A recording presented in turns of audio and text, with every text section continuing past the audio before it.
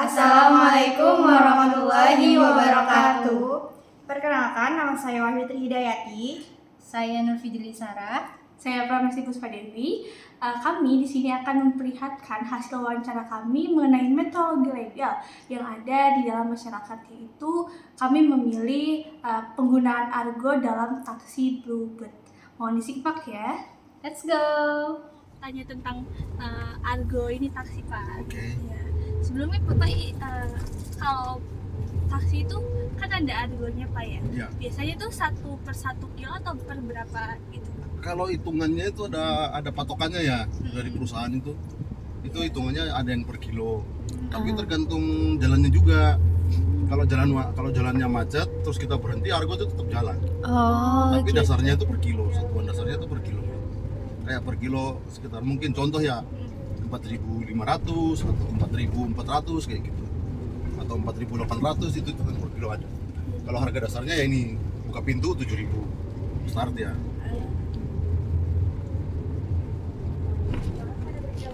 Tapi misalkan itu kayak apa ya? juga.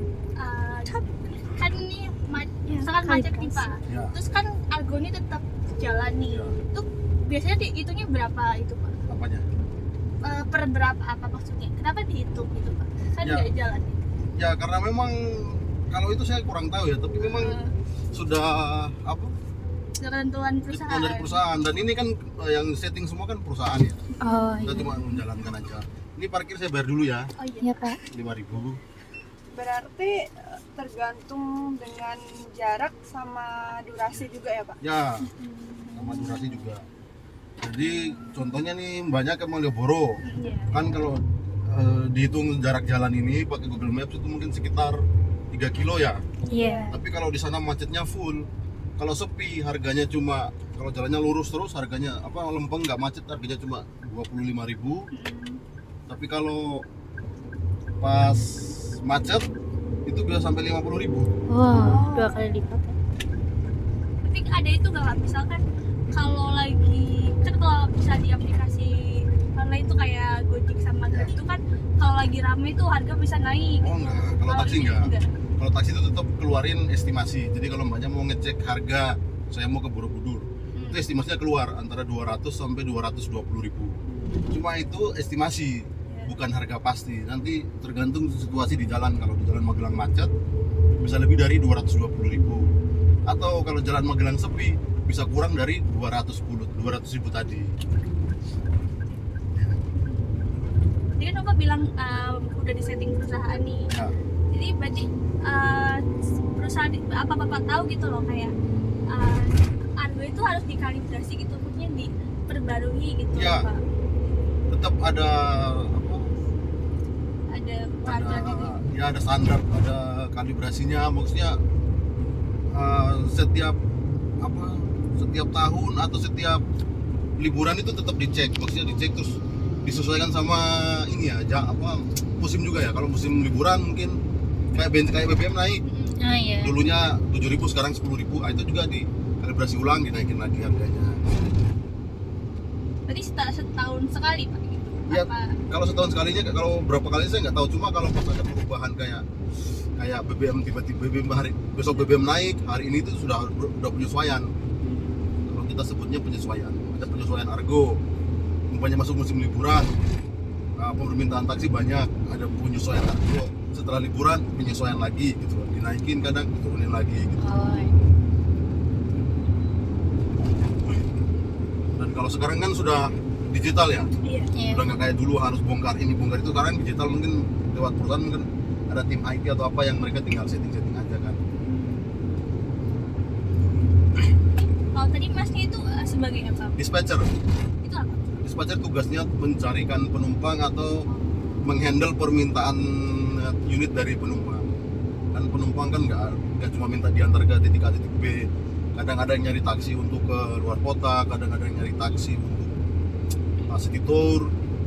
Terus kadang ada yang butuh 3 taksi untuk penjemputan jam 5, jam 6, 2 jam sebelumnya. Mereka itu nanti ngobrolnya sama dispatcher. Nah itu tim teknisinya gitu, Pak. Itu bukan? Dispatcher bukan. Dispatcher itu ya dia yang ngontrol Apa penumpang itu. Kontrol penumpang, kontrol taksi. Jadi dia yang ngatur supaya arus taksi itu tetap jalan. Ada penumpang, kalau pas nggak ada unit di situ, penumpang, Pak saya butuh taksi ke Magelang gitu. Ada nggak? Oh iya saya carikan, dia yang carikan. Dispatcher itu kan FO, front office, customer service lah mirip-mirip.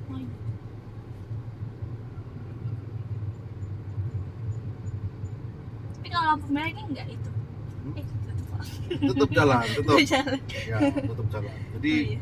kalau untuk dasar mungkin kalau pagi atau jalannya sepi itu mungkin durasi nggak terlalu pengaruh. Pengaruhnya ke kilometer, ke jarak.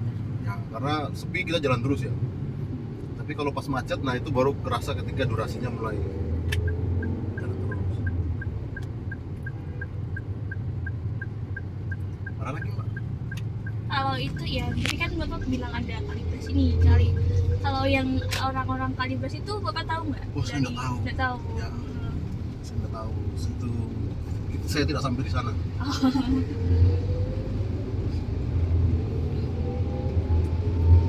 Jadi setiap ini beda ya, setiap mobil satu orang gitu. Ya. Satu mobil satu sopir atau bisa ganti-ganti gitu Pak? Itu ada jenjangnya Pak. Kalau 3 bulan baru masuk 3 bulan pertama itu dia sistemnya cadangan. Cadangan itu fungsinya ketika supir yang punya mobil tidak masuk atau libur mendadak, cadangan yang ganti. Nanti setelah 3 bulan ini yang cadangan tadi performanya bagus, dia naik ke kelilingan. Kelilingan itu kan dibagi 4 grup nih. Dibagi grup nih, satu grup itu isinya 4 orang.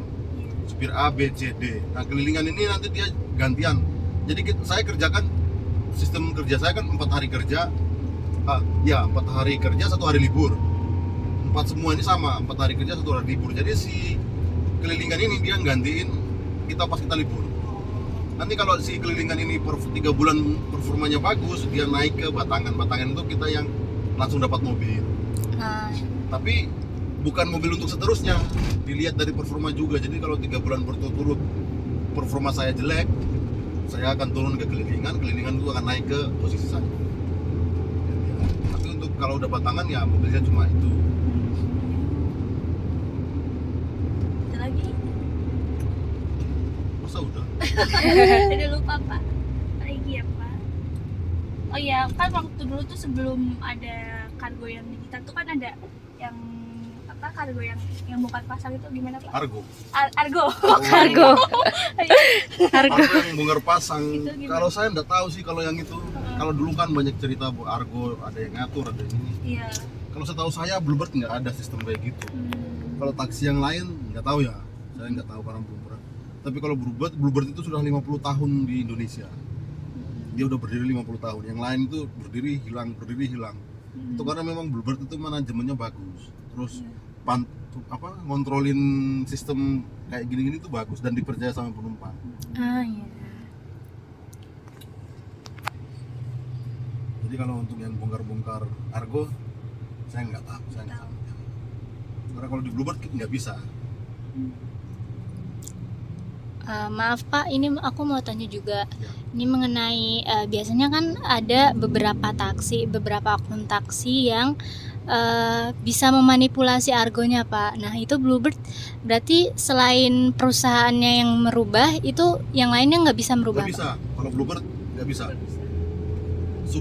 Driver itu tidak punya akses untuk ke sana. Iya.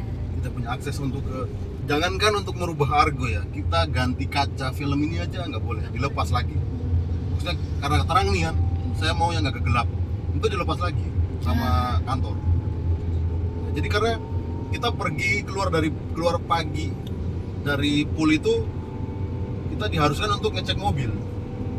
Nanti kalau pas malam kita pulang, mobil itu dicek lagi sama security sebelum mobil itu dicuci. Jadi kalau ada perubahan di mobil ini, security tahu. Terus argo sama ini nanti kan dikomputerisasi. Jadi begitu saya masuk nanti ditanya kilometer berapa, nanti dimasukin ke komputer security. Kalau ada ini dibongkar-bongkar atau saya rubah, itu di komputer nggak akan baca. Iya. Jadi nggak akan sinkron gitu loh. Iya udah terintegrasi gitu ya. Iya. Kalau mbaknya main ke kantor Bluebird, pas malam itu pas kita masuk ada dia pegang keyboard, terus kita tanya NRP berapa, NRP kan catat NRP, kilometer berapa, dikasih tahu kita, odometer kita di sini dikasih tahu, itu udah keluar. Hari ini saya jalan berapa kilometer, penumpang yang saya angkut berapa, terus ongkosnya berapa, itu udah keluar semua, diketahuan. Kalau saya sebut satu angka aja salah, saya sebut, dia nggak akan baca komputernya, nggak akan ini. Amat galak.